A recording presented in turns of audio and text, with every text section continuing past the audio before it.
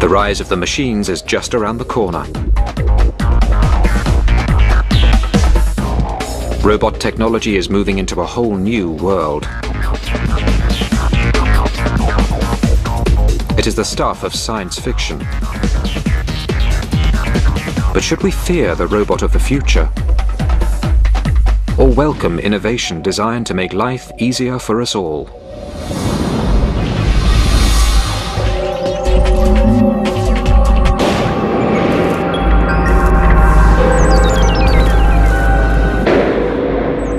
In the near future, robots may run our world. They could manage our cities, our money, even the details of our private lives. They don't have minds of their own, but could they? If they did, what would happen to us? We've seen it at the cinema. Man wiped out by creatures of his creation. For example, in the movie 2001, we had this beautiful spaceship with the state-of-the-art computer technology, and HAL was to carry out all commands given by humans. However, you know how humans are. We're messy. We give sloppy commands, and commands were given to the computer that logically could not be carried out. And so the robot said, well, if the humans give me orders which cannot be carried out, the only logical way to carry out these ridiculous commands is to eliminate the humans. And that's precisely what the robot did. That's the problem with robots. No common sense. Man's innate ability to think, decide, and act has not always served the human race well. But wouldn't a world run by robots be worse? Much worse. If there's an earthquake, all of a sudden we have a shutting down of the water supplies. And the robot will say, well, we must take care of all the fires that are breaking out. It'll divert all the water to taking care of the fires. And at that point, there's going to be a massive dislocation in the water supply inside a city. And the robot will simply not know which catastrophe is more important than another catastrophe. But such scare stories aren't slowing down robot research. In Japan, scientists are competing to recreate the human race in metal, plastic, and silicon.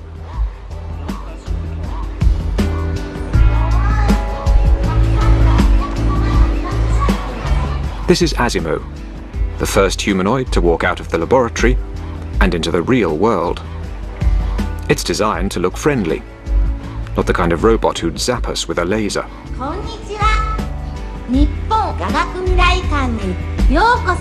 Every step Asimo takes has to be pre-planned, and its batteries only last for an hour. But it's taken nearly 20 years to get this machine up and walking. Masato Hirose was the project's chief engineer. It's our dream to come up with a robot that could be useful in people's everyday lives.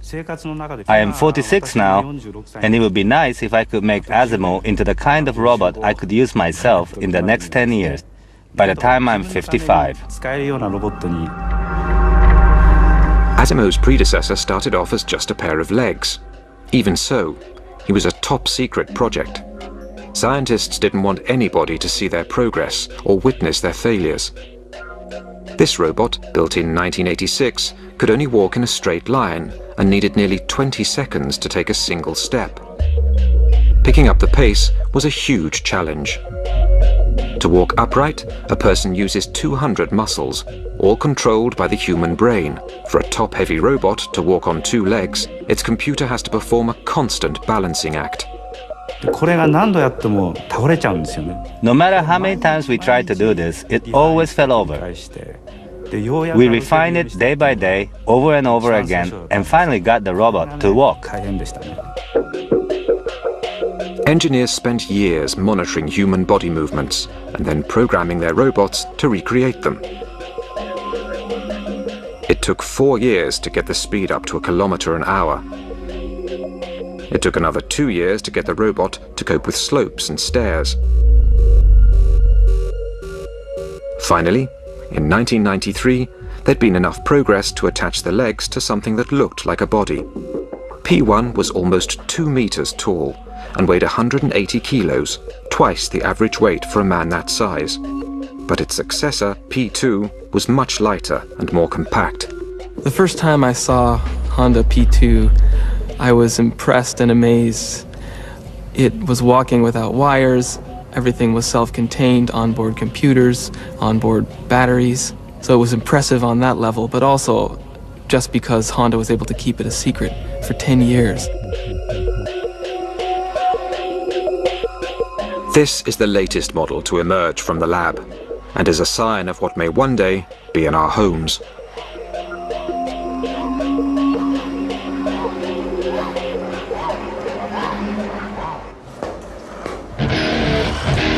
The quest to build the first artificial human is highly competitive.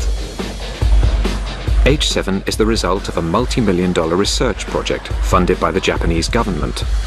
The objective? The creation of humanoid robots capable of performing complicated tasks, like playing football. Keeping your eye on the ball and kicking it with your feet may be child's play for humans, but it's a major advance for machines.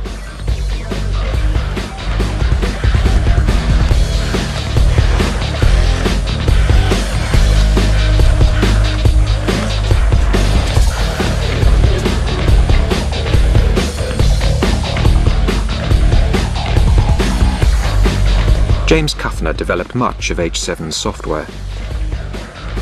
If I tell my daughter to go fetch my keys from the kitchen table, I don't have to tell her, move your left foot in front of the right foot, turn 90 degrees, and then enter the kitchen door.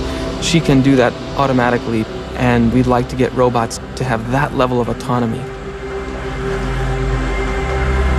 H7 can track the ball with its eyes and make its own decisions about how to follow, catch, or kick it. But there are limits to what it can do of its own accord. H7 may have mastered football, but it's not so good at other sports.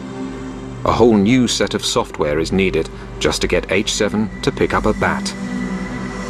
H7 doesn't find the bat by using its camera eyes. Instead, every movement is planned in advance and written into its software. H7 is no use if the bat is put in a different place.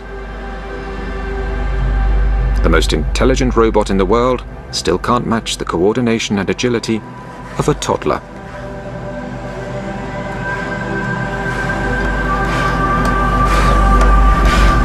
The software that I wrote for H7 took over 5 years to develop and over 100,000 lines of code. And that involved getting the robot to move, pick up an object and put it from location A to location B. It didn't include object recognition, speech recognition, other kinds of sensing like computer vision functions.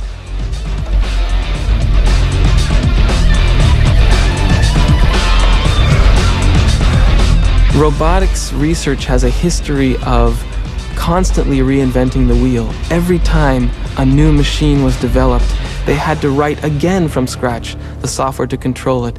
So I really believe that we're not going to be able to make progress in robotics without some way to build upon the lessons learned.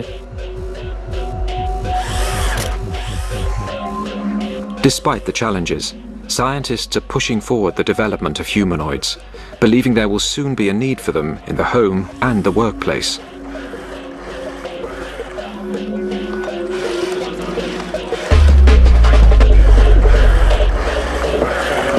If you take a look at the Japanese population, it is aging rapidly. Labor is extremely expensive. In the United States, because we have a large immigrant population, cheap labor is not such a big problem. Why be satisfied with a mechanical maid or butler when you can get a real maid or a real butler? But in Japan, mechanical servants have a bright future, and not just in the home. Which is why the Japanese government is funding the development of industrial robots. HRP-1 is a remote-controlled robot. In the future, versions of this robot could replace human workers on construction sites. HRP-2 is designed to help people with heavy manual work.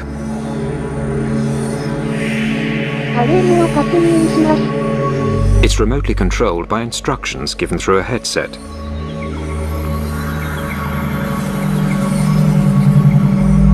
Creating a robotic workforce could be big business, a real boost to Japan's economy. But But there are still a few snags to overcome.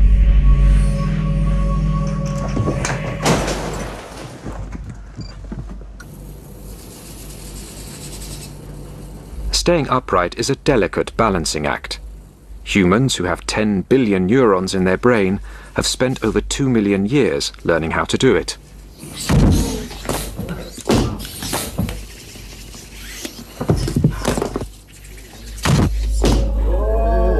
Morph 2 is a miniature humanoid, not always on its toes. Like a human, it can sense when it's off balance, but it's not always successful at compensating. But when it does manage to stay upright, its range of movement is impressive.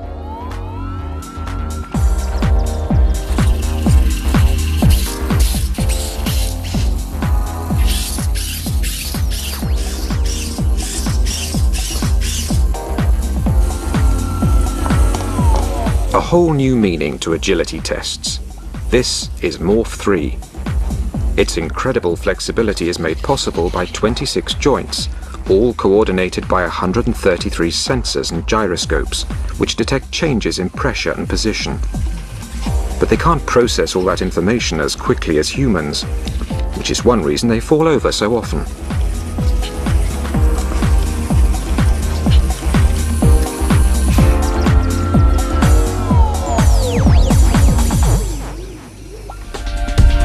While humanoids are still being developed, other robots are already being put to work. PackBot is a robot designed to help the police or armed forces in dangerous operations. One of the classic situations for the PackBot is a situation where a bad guy has barricaded himself inside a building and a police force is outside looking to make an entry. And they have very little information about what is going on in that building. So the robot is designed to climb stairs, climb into that building, look around, essentially put eyes and ears inside that building, give an idea where the doors are, where the stairway is, where the bad guys are, how many bad guys there are, if there are good guys, and if the bad guys are still alive. PackBot can be controlled from almost a kilometer away. It's a versatile robot, equipped with cameras, microphones, infrared sensors and sonar. The satellite navigation system tells its operator where it is, as well as the roll and pitch of the terrain. We're looking at adding chemical sensors, bomb detection sniffers, mine detection platforms. Basically any kind of sensor that you can come up with, we can incorporate on the back of the robot. PackBot is housed in an impact-resistant aluminium shell that can survive a 3-meter drop onto concrete at extreme temperatures. It can move at speeds of almost 20 kilometers an hour and through 3 meters of water. If it lands upside down, its flippers turn it over. One reason it's so tough, it has no wires that might break or become disconnected. I'm at the landing, clear at this point. Stairway clear? Clear. 1, 2, 3. Go. This is only a police exercise, but PackBot has already seen real-life action, having worked at New York's Ground Zero, helping in the search for survivors. And this is particularly important now where the loss of human life isn't tolerated anymore during war or military action, or civil action for that matter. Scientists are already working on the next generation of PackBots, with even more capabilities. The development of an extending neck will enable the robot to peer around corners. I'm turning the robot. Okay, Tommy, what do you got? 2 people, 1 suspect and 1 hostage. He's got a knife in his right hand. There's a female on the ground. Go.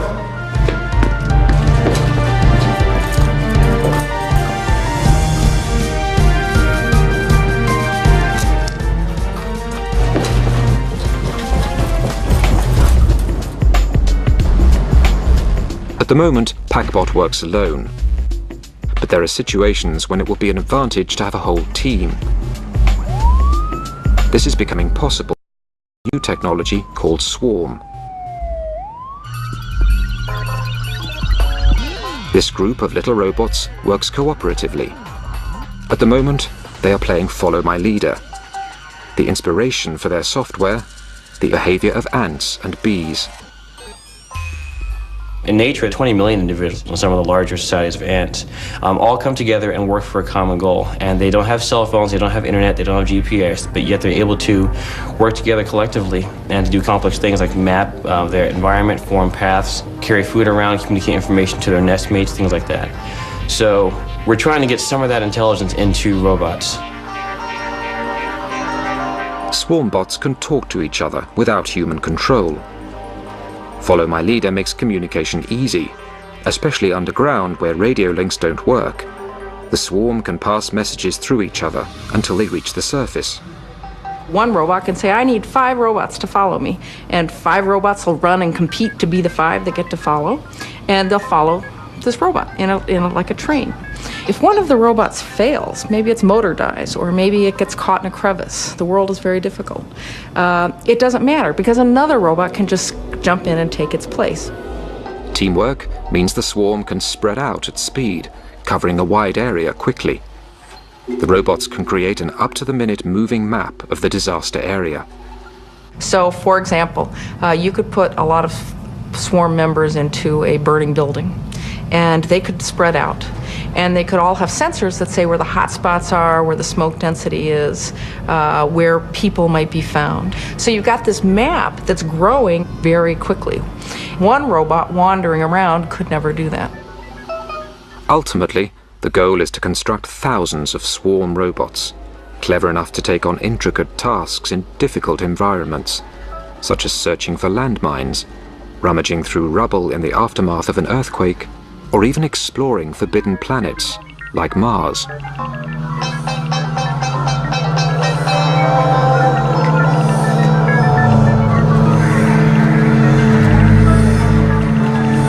Another idea is that by having a large number of robots, they can all be relatively cheap.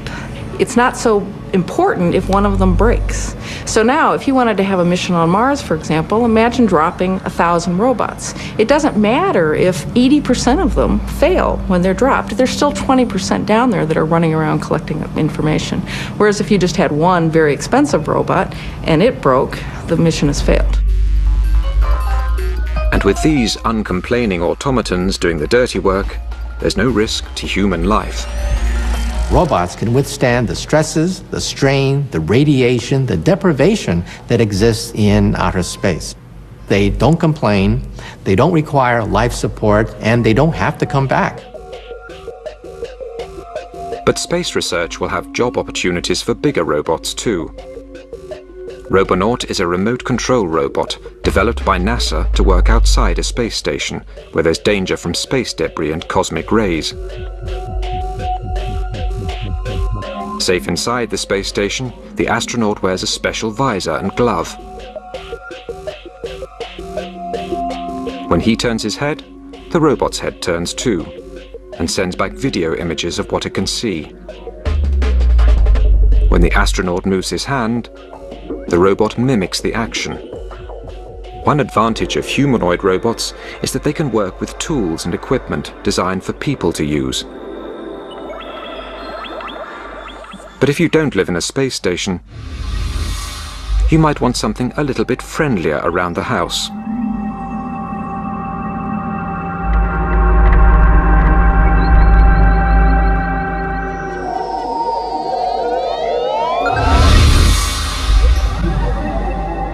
How about a robot that could greet you at the door?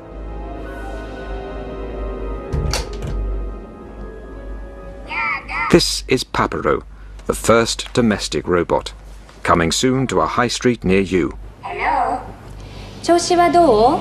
I'm fine, thank you. Yahoo! Papero stands for Partner Personal Robot. It's a PC on wheels. It could act as your personal secretary. It can take voice messages, send and receive email, even operate the TV. 6チャンネル. Hi, hi. Papero is programmed to respond to human requests. It recognizes 650 voice commands and speaks 3,000 phrases. It recognizes people by their faces and recalls facts about them, like their blood types and birth dates. You know when Papero is listening to you because its ears turn green.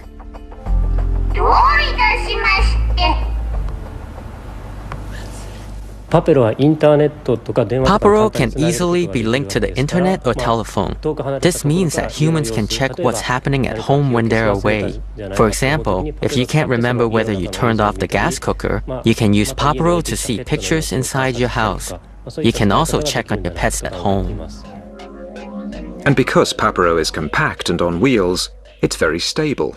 It won't crush small children or trip over pets. And if it does bump into something, it's unlikely to do any damage. Papero likes to be stroked. This tells it that you're pleased, and it remembers its good behavior for future occasions. And if you need a dancing partner, Papero is definitely for you.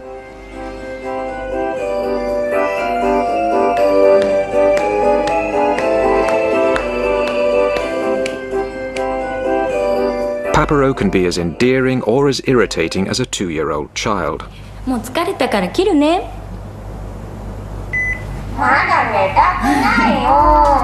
But it has one great advantage over any toddler.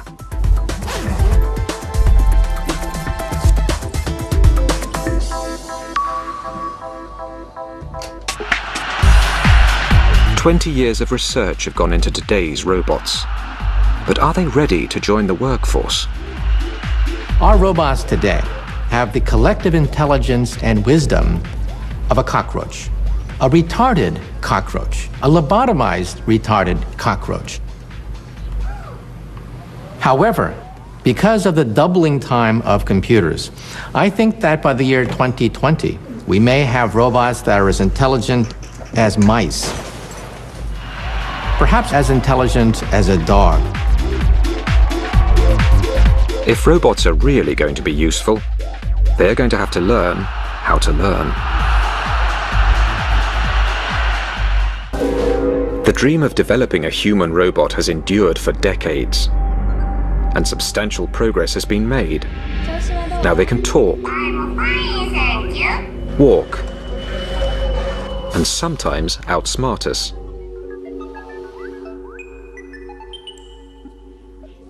Playing chess against a grandmaster demands intellectual skill.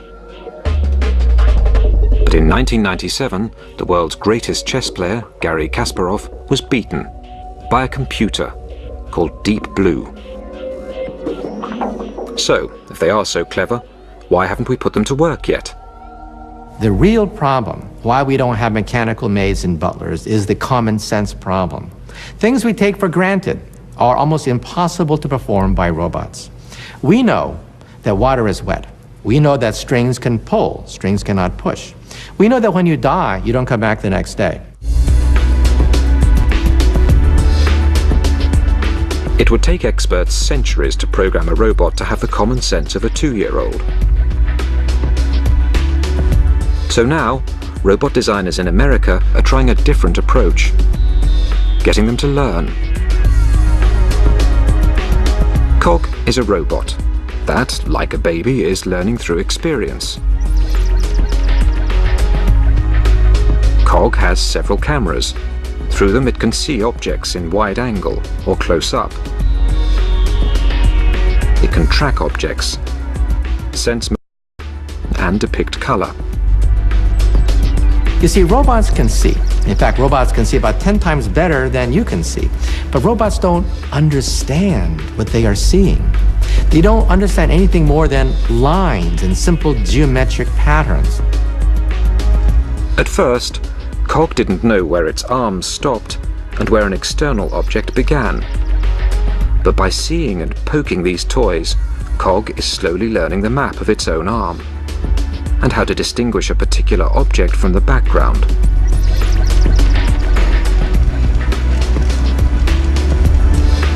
Cog now knows that cars move forwards or backwards, not sideways. So, even when the car is placed in a different direction, Cog hits it from the front or back. If robots can learn from experience, they won't have to be programmed for every task. But this initiative is still labor-intensive. We'd like to be able to take that robot in the future and show it, here's how to do the ironing. You know, you fold it this way, you do that, and that's how to iron. You do it now. We'd like the robot to understand that, be able to map it to its own body and do the task. This is K1. K1 isn't doing the ironing yet, but it does try to copy its programmer's workout.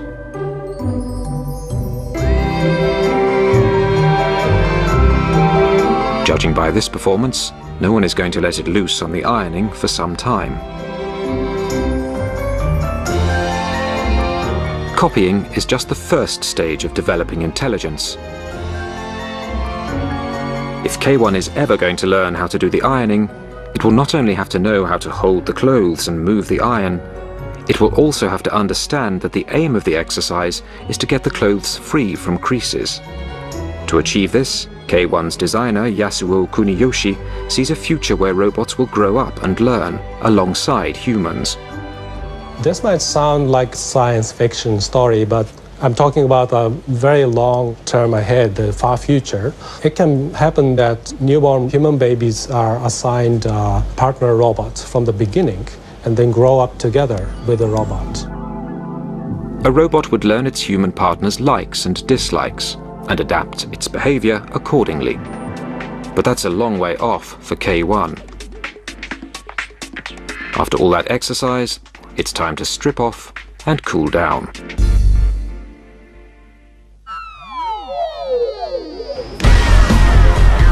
Hockey here. Okay, you go, DB. Now you're playing. Darren Bentivegna is teaching DB to play air hockey. DB's camera eyes have been set up to track the puck's bright colour. So far, so good. As long as the lighting conditions don't change. Now you know how to play it. Alright, getting a little better. But to play the game, DB not only needs to see the puck, but to predict where it will be a few seconds later. That's my score. The puck not always can be seen. Sometimes it goes underneath an arm or it's in a corner. So when this happens, DB cannot see the puck anymore. So it's almost as if you were to play air hockey and somebody was always to do this to you. So you're trying to predict, and then all of a sudden somebody covers your eyes, and then they take your hands away, and now the environment has changed. Yeah, okay, now hug the puck now. Give it up. Once DB has learned how to keep an eye on the puck, it then needs reasoning skills to decide its strategy.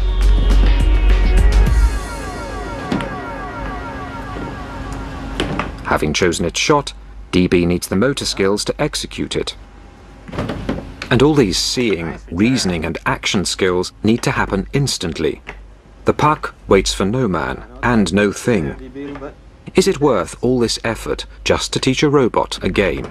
Through verbal communication, you could tell DB or teach DB new skills, as you would teach a person. So, for example, if you wanted to have DB do ironing in your home, you would have DB in the location, and you would tell DB, watch DB, this is how we iron. We take the iron, we move it across the clothes, and we look for the wrinkles, and we make sure we don't burn. And it would know about all these items through these communications, and little by little build up more and more skills.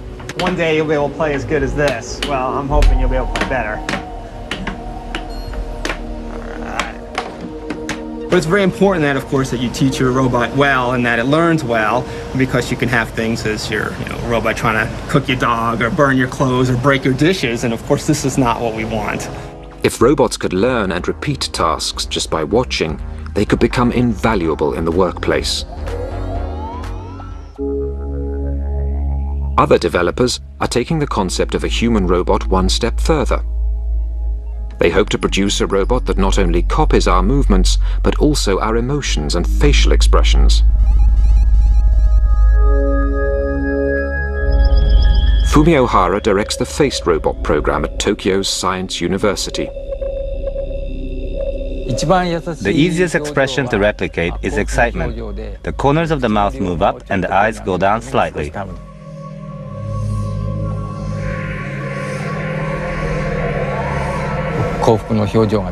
But for surprise, the eyes get bigger and the mouth opens, like this.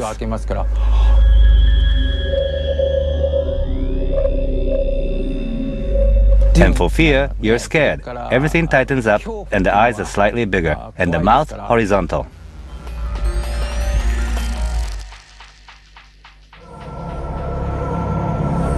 Not exactly a pretty face, but a functioning face, the first of its kind in the world. Silicon is stretched over the skull, made up of semiconductors, wires and pistons. The wires have to be positioned in exactly the right place to replicate the muscles in a human face. But expressions like fear, surprise and anger use similar muscles and can be difficult to tell apart. So it's hard to make the silicon look expressive. We call it virtual communication. We just want to find out how well a machine can fool people by creating realistic expressions.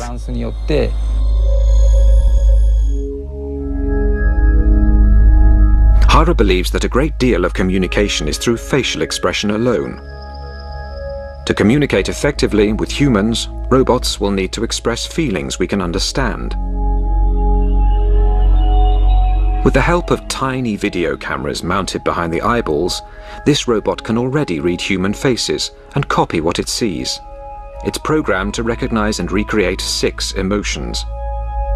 But Hara wants to give the face a voice so the robot can not only look angry, but sound angry.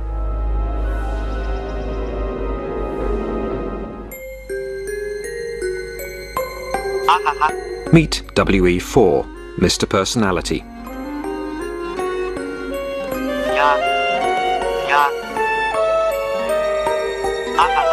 It really seems to enjoy tracking a red ball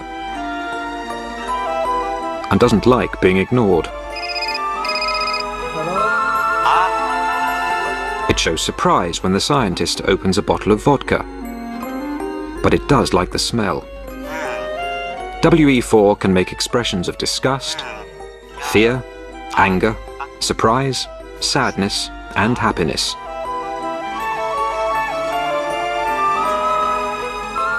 Once a robot can express these reactions spontaneously, it will be well on the way to having a personality. For successful communication, the key issue is compatibility. 2 incompatible people are not likely to become lovers or marry each other. The next step is to make each individual robot's personality harmonize with individual people.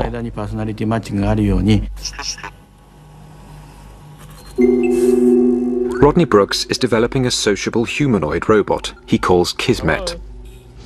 Do you want to talk to me today? What do you think? More than that. I'm too close? What if I get this close to you? What do you think? Right now, Kismet is modeling a very young infant who doesn't really have language. So it babbles and does turn-taking, as you can do with a young infant, back and forth. But there's not too many words that it understands, and it can mimic a little bit, and we're having it learn about simple objects by talking to it. Can you see me? Yes. No, that's a bright light, isn't it? You're much more interested in the bright lights than my face today. Come over here. Kismet engages with people through an expressive face-to-face interaction. Brooks was inspired by infant social development and psychology. Hero. Kismet has a bunch of different emotions, and it will react differently to the same stimulus depending on what emotional state it's in. Sad. So we never know from minute to minute or even day to day how it's going to interact with us. Then Ralph. Hello. Hello. Do you like me? Yes. Kismet was designed to react to social cues and learn from a human instructor. Kismet, say horsey. Say horsey. Horsey. Good robot. There you go. Yes. Yes. Yes, Kismet. 15 computers are involved in making Kismet either bored, lonely, stimulated, tired, talkative, or silent. It's still only a rudimentary personality, but robots are slowly becoming more and more like humans. Very smart robot, Kismet. I think we'll still want plenty of robots that don't have any emotions. My refrigerator works 24 hours a day, 7 days a week, and I don't want to feel sorry for it having to work so hard. But I think there may be some roles for emotions in robots that we want to interact with on an everyday basis, because it's a very intuitive way of us understanding what's going on. Robots are already in the workplace, and they may soon be in our homes. But what about more intimate, life-changing involvement?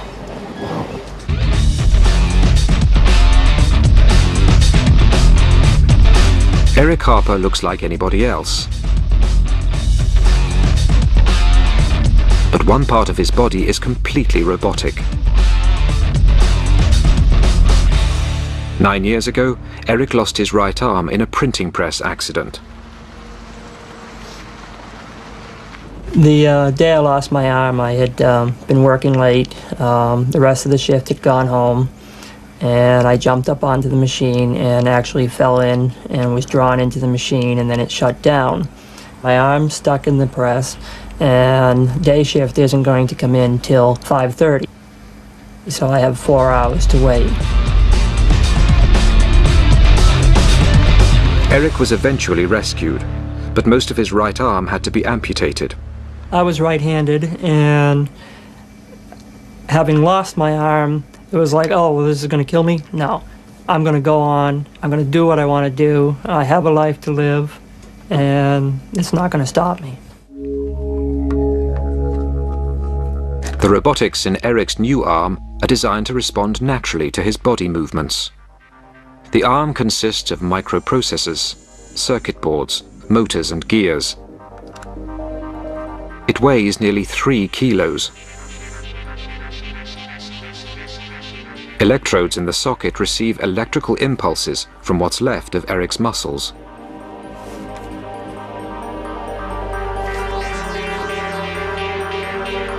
A valve seals the vacuum inside his false arm, helping to keep it in place. A computer reads the electrical impulses from Eric's back muscles and bends his robotic elbow, raising his forearm.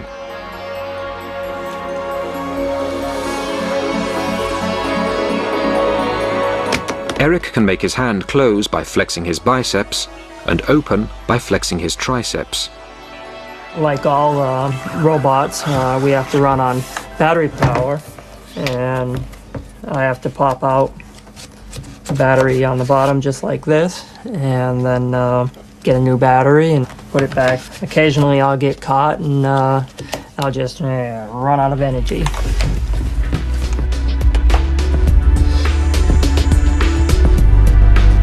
Eric's arm, although not perfect, has changed his life. So will this technology one day be able to improve our brains as well as our bodies?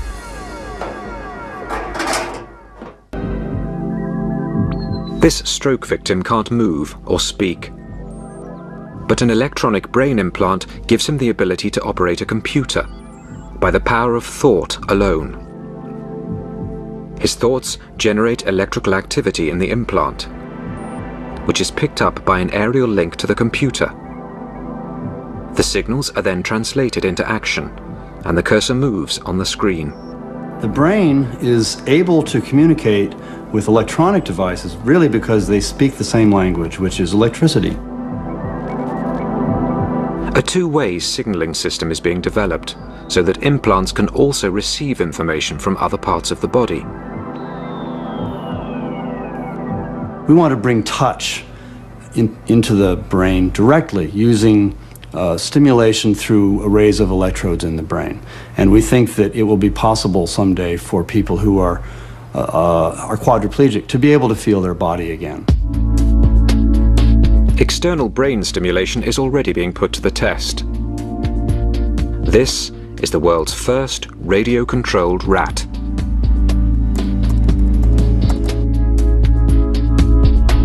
I didn't set out to make Jihad Ninja rats. What we wanted to do was an experiment that gave us a sense about how well animals understand signals that come directly into their brain. Rats have poor eyesight. They use their whiskers to find their way around in the dark. 3 electrical probes, each the thickness of a single hair, were implanted in the part of the rat's brain that picks up signals from its whiskers. The operator can direct the rat by typing commands into the computer. In one way, you could compare the system to a child's remote-controlled car. An operator stands with a laptop and sends out key signals.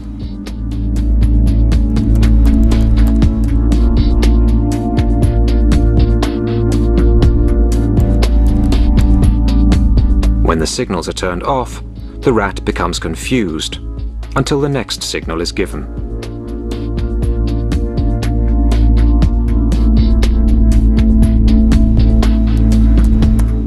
Dr. Talwar believes his remote-controlled rats could be very useful.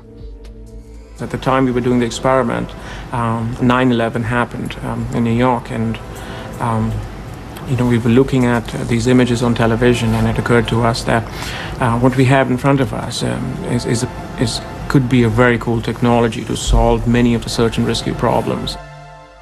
Rats could be invaluable for search and rescue amongst wreckage, or for sniffing out hidden landmines. Unlike clunky machines, rats are familiar with rough terrain and small spaces.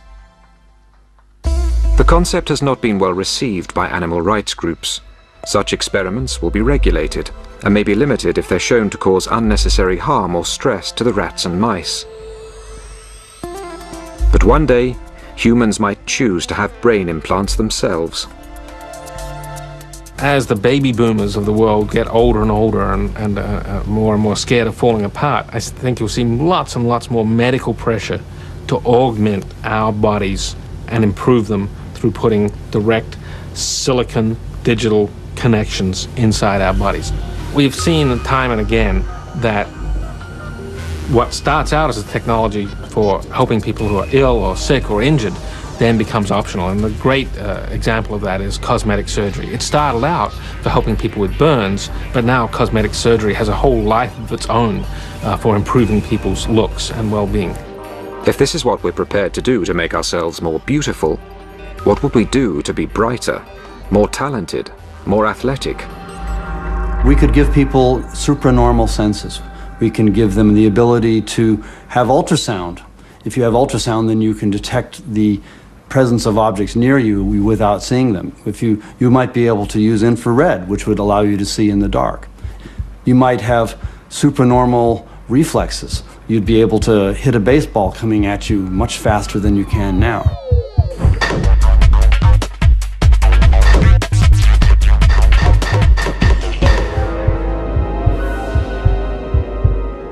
Once you have that, it's not very far to getting a wireless internet connection inside our head. So I fully expect 20 to 25 years from now, a lot of us, our grandchildren especially, will be walking around with wireless internet connections.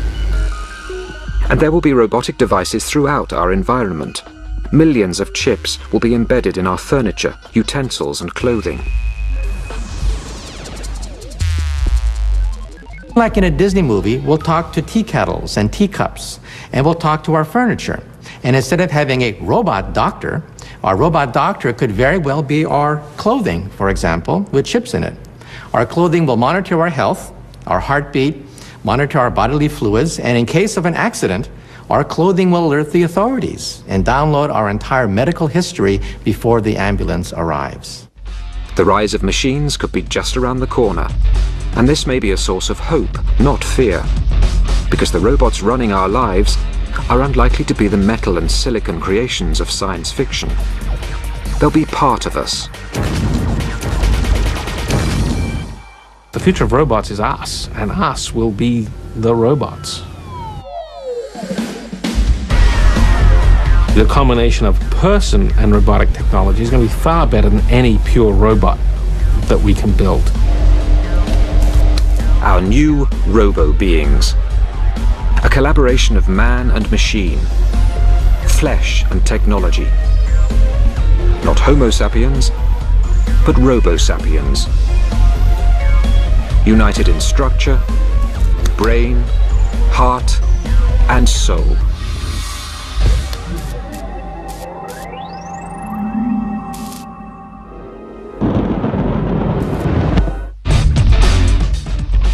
Next tonight, there's a terrifying game of cat and mouse off the coast of Bermuda when American and Soviet subs collided. Nuclear sharks after the break.